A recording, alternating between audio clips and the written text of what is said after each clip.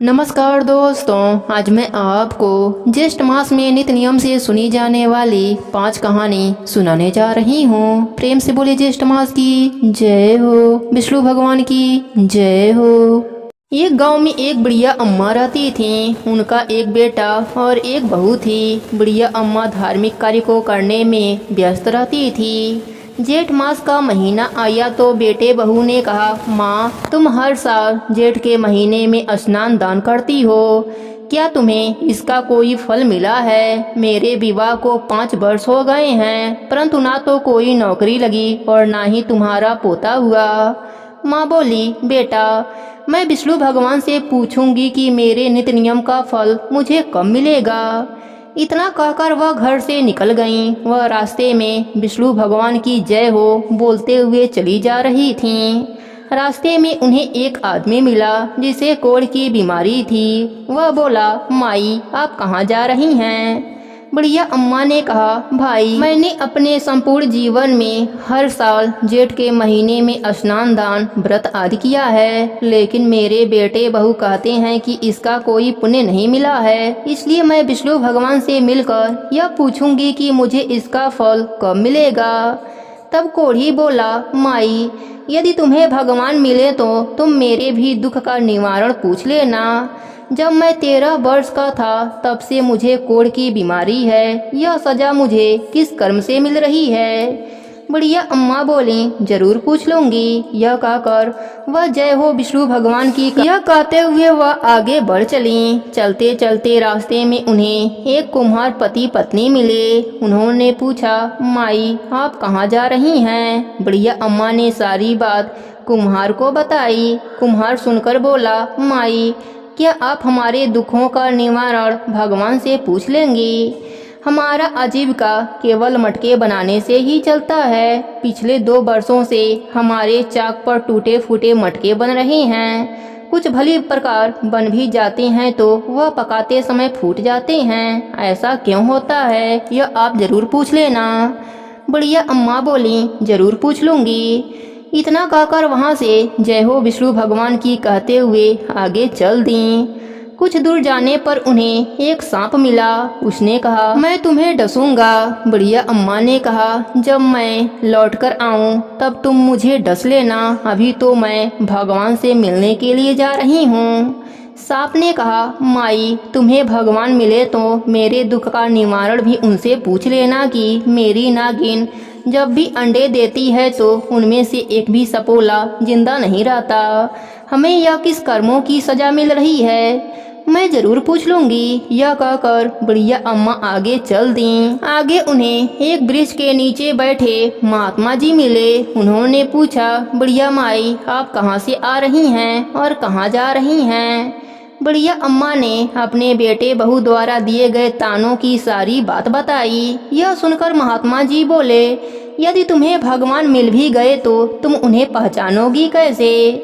बुढ़िया अम्मा बोली, मैं उन्हें पहचान लूंगी। इतना कहकर उसने महात्मा जी को प्रणाम किया और बोली, जय हो विष्णु भगवान की। ऐसा कहते ही विष्णु भगवान ने उन्हें दर्शन दिया। भगवान ने कहा, बोलो तुम्हें क्या चाहिए? बुढ़िया अम्मा ने कहा, हे प्रभु आपके दर्शन होते ही मुझे सब कुछ मिल गया। अब मुझे कुछ नहीं चाहिए। विष्णु भगवान बोले, तुम्हारा कल्याण हो। अब बुढ़िया माई रास्ते में मिले सभी लोगों के दुखों का निवारण पूछने लगीं। सबसे पहले कोढ़ी के बारे में पूछा तो भगवान बोले, बुढ़िया माई वह कोढ़ी अपने पिछले जन्मों के कर्मों का फल भोग रहा है। पिछले जन्म में वह नगर का राजा था। वह अपने प्रजा को बिना वजह ही दंड देता था। उस कोढ़ी को अपने ही प्रजा से मिली आह लगी है। तुम मेरे चरणों की धूली ले जाओ, उसके शरीर पर लगा देना, वह ठीक हो जाएगा। अब बुढ़िया माई ने कुम्हार दंपत्ति के दुखों का निवारण पूछा तो भगवान बोले, एक बार उसी के गांव का गरीब व्यक्ति अपने बेटी के विवाह के लिए कलश लेने आया था। उसके पास पैसे न होने के कारण कुम्हार दंपत्ति ने उसे कलश नहीं दिए। उसे उसी गरीब की हाय लगी है। तुम उससे कह देना कि अपने बनाए गए 100 मटके किसी प्याऊ में दान दे दे तो उसका दुख दूर हो जाएगा।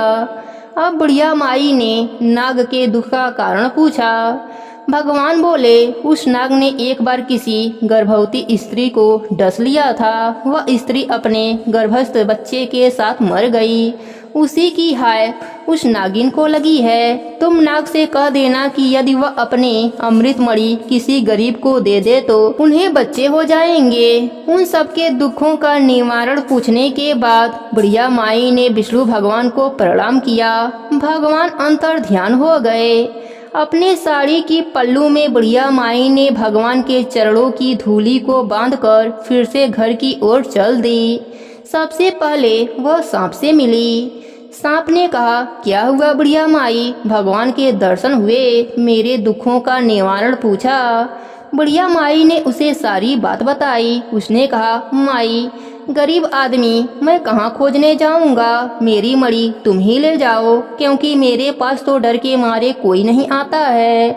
बुढ़िया माई ने वह मणि ले ली। वह आगे चली तो उसे कुम्हार दंपत्ति मिले। उन्होंने कहा, बुढ़िया माई, आपको भगवान मिले, हमारे दुखों का निवारण पूछा। बुढ़िया माई ने उन्हें सारी बात बताई। दोनों कुम्हार पति पत्नी बोले, माई, हम आज ही प्याऊ में 100 मटके दान करेंगे। अब बुढ़िया माई अपने घर की ओर चल दी। रास्ते में उन्हें वही कोढ़ी मिला। उसने कहा, माई, भगवान के दर्शन हुए, मेरे दुखों का निवारण पूछा।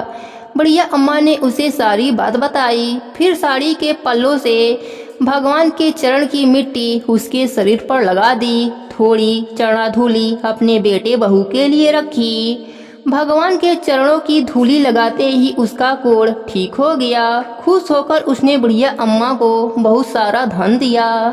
धन और अमृत मणि लेकर अपने घर पहुंची तो उन्होंने देखा उनका छोटा सा घर बड़ा घर बन गया है। घर में अन्न धन का भंडार भर गया है। बेटे बहू माँ को देखकर उनके चरणों में गिर पड़े। माँ ने उन्हें भगवान के चरणों की धूली उनके शरीर पर लगाई, शीश पर लगाई। बेटा बोला, माँ, तुम्हारे स्नान दान के पुण्य से मुझे नौकरी मिल गई है और तुम्हारी बहू भी गर्भवती हो गई है।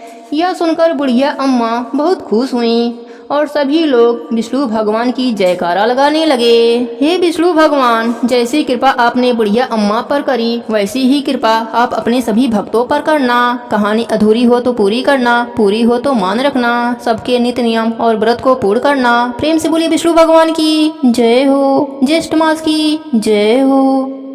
स्कंद जी कहने लगे कि हे मुनियों, सब पापों का नाश करने वाला ज्येष्ठ मास के दिनों का महात्म्य और संपूर्ण जलदान का महात्म्य कहता हूँ, आप श्रवण करें। ज्येष्ठ शुक्ला एकम से लेकर ज्येष्ठ शुक्ला दशमी प्रश्न पवित्र दशहरा नामक व्रत करना चाहिए। प्रतिदिन गंगा जल के पवित्र जल में स्नान करना चाहिए। समस्त तीर्थों के अभाव में जो भी जल मिले वह भी गंगा जल के समान ही कहा गया है। इन 10 दिनों में जो स्नान करता है वह 100 जन्मों के इकट्ठे किए हुए 10 प्रकार के पापों से मुक्त हो जाता है। इसमें कुछ भी अन्याय नहीं है। इन दिनों में अनेक प्रकार के दानों को देना चाहिए। इन 10 विध पापों में 5 महापाप और 5 लघु पाप हैं। इन दिनों में दिए गए सब दान अक्षय हो जाते हैं। हे ब्राह्मणों, ज्येष्ठ मास शुक्ल पक्ष की द्वितीया के दिन अपराह्न समय में प्रसिद्ध समान नामक कल्प प्रारंभ हुआ। उस द्वितीया के दिन समान नामक कल्प में स्नान, दान, श्राद्ध तथा ब्राह्मण भोजन कर्म को भगवान विष्णु के निमित्त जो भक्ति और श्रद्धा से करते हैं उनको कोटि गुणा अधिक फल प्राप्त होता है। और ज्येष्ठ शुक्ला तृतीया के दिन पंचाग्नि साधक नामक व्रत आरंभ होता है। पंचाग्नि साधक व्रत का मास तक करने से मनुष्य समस्त पापों से छूट जाता है और तेज में सूर्य के समान हो जाता है। इसमें कोई संदेह नहीं है। इस तृतीया के दिन विशेषतया रंभा व्रत करना चाहिए। सधवा विधवा सभी स्त्रियां इस व्रत को सौभाग्य सिद्धि के लिए करें। ये ब्राह्मण श्रेष्ठ, इसी तृतीया को वामन कल्प का प्रारंभ हुआ। अतः तृतीया के दिन दही और चावल का दान करने से भगवान वामन संतुष्ट होते हैं। आज के दिन विधि पूर्वक श्राद्ध तर्पण और ब्राह्मण भोजन करने के कर्म को करना चाहिए। 1 मास तक ब्राह्मणों को दही का भोजन कराना चाहिए। शुक्ल चतुर्थी के दिन कपिल ऋषि के पवित्र आश्रम में कुंड से 4 भुजाधारी विनायक गणेश जी प्रकट हुए। इसलिए चतुर्थी के दिन भोजन न करें और सब लोग गणेश जी का महोत्सव मनावें। पंचमी के दिन घी में पके हुए मालपुए आदि से ब्राह्मणों को भोजन कराना चाहिए। पहले इसी शुक्ल चतुर्थी के दिन सती उमा प्रकट हुई थीं, इसलिए स्त्रियां इसी चतुर्थी को सौभाग्य वृद्धि के लिए पार्वती का विविध उपचारों से पूजन करें तथा गीत नाच आदि उत्सव करें। संतान की इच्छा हो तो शुक्ल षष्ठी के दिन स्त्रियां जल, वस्त्र, पुष्प, सुगंध, वस्तु, हवन आदि के द्वारा उमा पार्वती जी का पूजन करें। ज्येष्ठ शुक्ल सप्तमी के दिन ज्येष्ठा नक्षत्र के अंत में जो उमा का पूजन नहीं करता है उनके वहाँ ज्येष्ठा दरिद्रता का वास होता है, इसमें संशय नहीं। इसलिए दरिद्रता से भयभीत मनुष्यों को सप्तमी के दिन उमा का पूजन और दशमी के दिन विभव विस्तार के अनुसार गंगा जी का पूजन करना चाहिए, जिस कारण लोक पावनी गंगा दशमी के दिन स्वर्ग से अवतरित हुई। अतः 10, 11, 12 इन 3 दिनों से एकादशी का व्रत साध्य कहा है। एकादशी का व्रत समस्त पापों को नाश करने वाला है। इसका व्रत निर्जल उपवास करने से सिद्ध होता है। त्रयोदशी से लेकर पूर्णमासी तक 3 दिन का जो उत्तम व्रत कहा गया है, यह व्रत सावित्री नाम से प्रसिद्ध स्त्रियों को सौभाग्य देने वाला है। उन दिनों में वट वृक्ष के मूल भाग में जल सिंचन करें और वट वृक्ष के समीप ब्रह्मा, हेमराज, सत्यव्रत और सावित्री का पूजन करें। इस तरह निद्रा आहार का त्याग करके 3 दिन व्रत करें। इसी प्रकार कृष्ण पक्ष में भी 3 दिन का व्रत करके एकम के दिन पारण करें। यह नित्य व्रत है। स्त्रियां इस व्रत को सदैव करें। यह व्रत 1 वर्ष करने से सिद्ध होता है।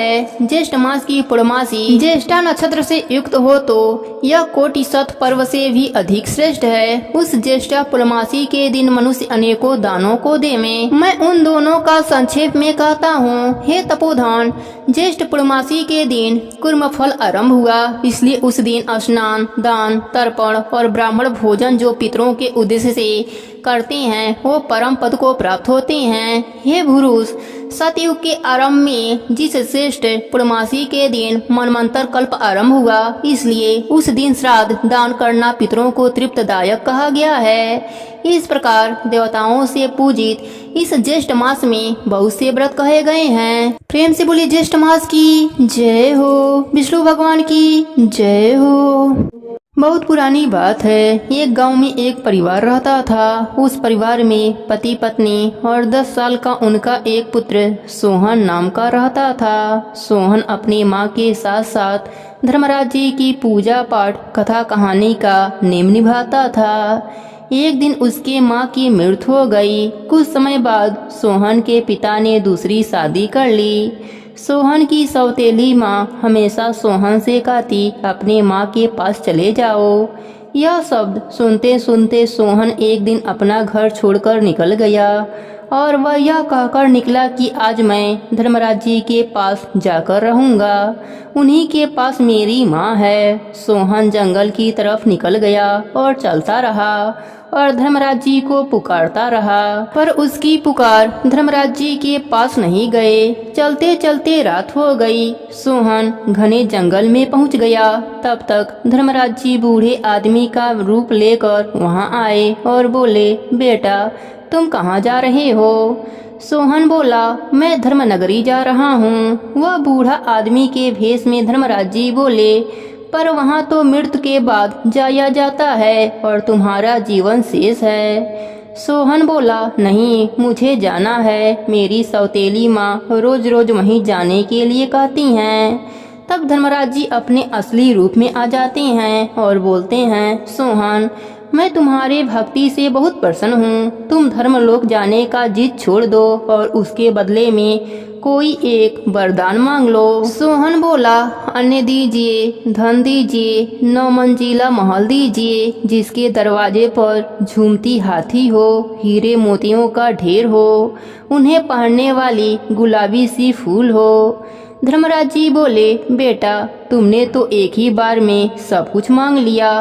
तथास्तु कह के धर्मराज जी अंतर्ध्यान हो गए। अब सोहन खुशी खुशी घर वापस आया। उसने देखा उसके घर की जगह महल खड़ा है। अंदर देखा तो एक सुंदर सी बिड़नी भी है। घर के अंदर अन्य धन का भंडार भरा है। तब तक उसकी माँ हाथ जोड़कर बेटे से क्षमा मांगते हुए घर के बाहर निकली। सोहन बोला, माँ मुझसे नहीं, धर्मराज जी से क्षमा मांगिए। फिर उसकी माँ धर्मराज जी से भी क्षमा मांगी और सबने धर्मराज जी की जयकारा लगाया। अब सोहन अपने माँ और पत्नी के साथ मिलकर धर्मराज जी का नेम निभाते थे और मकर संक्रांति आने पर उद्यापन करते थे। धर्मराज जी की कृपा से सभी को यह लोक पर सुखों की प्राप्ति हुई और मरने के बाद स्वर्गलोक का सुख मिला। हे धर्मराज जी, जैसी कृपा आपने गरीब रोहन पर करी वैसी ही कृपा आप अपने सभी भक्तों पर करना। कहानी अधूरी हो तो पूरी करना, पूरी हो तो मान रखना। सबके नित्य नियम और व्रत को पूर्ण करना। प्रेम से बोलिए धर्मराज जी की जय हो। पार्वती जी ने पूछा कि हे पुत्र, ज्येष्ठ मास की गणेश चतुर्थी को किस प्रकार पूजन करना चाहिए? इस महीने के गणेश जी का क्या नाम है? भोजन के रूप में कौन सा पदार्थ ग्रहण करना चाहिए? इसकी विधि आप संक्षेप में वर्णन कीजिए। गणेश जी ने कहा कि हे माता, ज्येष्ठ कृष्ण चतुर्थी सौभाग्य एवं पति प्रदायिनी है। इस दिन मूषक रथ नामक गणेश जी की पूजा भक्ति पूर्वक करनी चाहिए। इस दिन घी निर्मित भोज्य पदार्थ अर्थात हलवा, लड्डू, पूड़ी आदि बनाकर गणेश जी को समर्पित करें।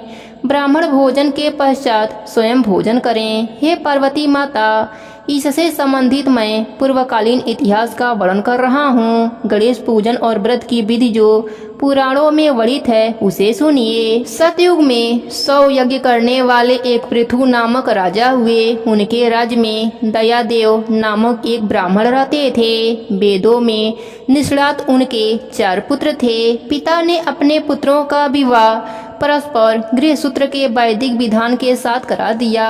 उन 4 बहुओं में बड़ी बहू अपने सास से कहने लगी कि हे सासू जी, मैं बचपन से ही संकट नाशक गणेश चतुर्थी का व्रत करती आई हूँ। मैंने पितृगृह में भी इस शुभदायक व्रत को किया है। अतः हे कल्याणी, आप मुझे यहाँ व्रत करने की अनुमति प्रदान करें। पुत्र वधू की बात सुनकर उसके ससुर ने कहा कि हे बहू, तुम सभी बहुओं में श्रेष्ठ और बड़ी हो। तुम्हें किसी प्रकार का कष्ट नहीं है और न तो तुम बिछुड़ी ही हो। ऐसी स्थिति में तुम किस लिए व्रत करना चाहती हो? हे सौभाग्यवती, अभी तुम्हारा समय उपभोग करने का है। यह गणेश जी कौन है? फिर तुम्हें करना ही क्या है? कुछ समय के पश्चात बड़ी बहू गर्भणी हो गई। 10 महीने के बाद उसने सुंदर बालक का प्रसव किया। उसकी सास बराबर बहू को व्रत करने का निषेध करने लगी और व्रत छोड़ने के लिए बहू को बाध्य करने लगी। व्रत भंग होने के फलस्वरूप गणेश जी कुछ दिनों में कुपित हो गए और उसके पुत्र के विवाह काल में वर वधू के सुमंगली के समय उसके पुत्र का अपहरण कर लिया। इन अनहोनी घटना से मंडप में खलबली मच गई। सब लोग व्याकुल होकर कहने लगे, लड़का कहाँ गया? किसने अपहरण कर लिया? बरातियों द्वारा ऐसा समाचार पाकर उसकी माता अपने ससुर दयादेव से रो रो कर कहने लगी, हे ससुर जी, आपने मेरे गणेश चतुर्थी के व्रत को छुड़वा दिया है, जिसके परिणाम स्वरूप ही मेरा पुत्र गायब हो गया है। अपने पुत्र वधू के मुख से ऐसी बात सुनकर ब्राह्मण दयादेव बहुत दुखी हुए। साथ ही पुत्र वधू भी दुखित हुई। पति के लिए दुखित पुत्र वधू प्रतिमास संकट नाशन गणेश चतुर्थी का व्रत करने लगी। एक समय की बात है कि एक वेदज्ञ और दुर्बल ब्राह्मण भिक्षाटन के लिए इस मधुर भाषणी कन्या के घर आया। ब्राह्मण ने कहा कि हे बेटी, मुझे भिक्षा स्वरूप इतना भोजन दो कि मेरी क्षुधा शांत हो जाए। उस ब्राह्मण की बात सुनकर उस धर्मपरायण कन्या ने उस ब्राह्मण का विधिवत पूजन किया। भक्ति पूर्वक भोजन कराने के बाद उसने ब्राह्मण को वस्त्र आदि दिए। कन्या की सेवा से संतुष्ट होकर ब्राह्मण कहने लगा, हे कल्याणी, हम तुम पर प्रसन्न हैं। तुम अपनी इच्छा के अनुसार मुझसे वरदान प्राप्त कर सकती हो। मैं ब्राह्मण भेषधारी गणेश जी हूँ और तुम्हारी प्रीति के कारण आया हूँ। ब्राह्मण की बात सुनकर कन्या हाथ जोड़कर निवेदन करने लगी, हे विघ्नेश्वर, यदि आप प्रसन्न हैं तो मुझे मेरे पति का दर्शन करा दीजिए। कन्या की बात सुनकर गणेश जी ने उससे कहा कि हे सुंदर विचार वाली, जो तुम चाहती हो वही होगा। तुम्हारा पति शीघ्र ही आएगा।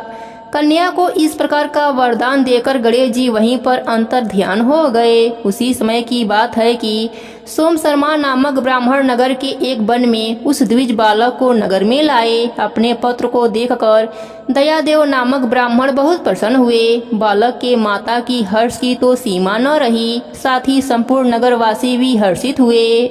बालक की माता ने पुत्र को छाती से लगा लिया और कहने लगे कि गणेश जी के प्रसाद से ही मैंने खोए हुए पुत्र को प्राप्त किया है। उसे नए वस्त्राभूषणों से अलंकृत किया।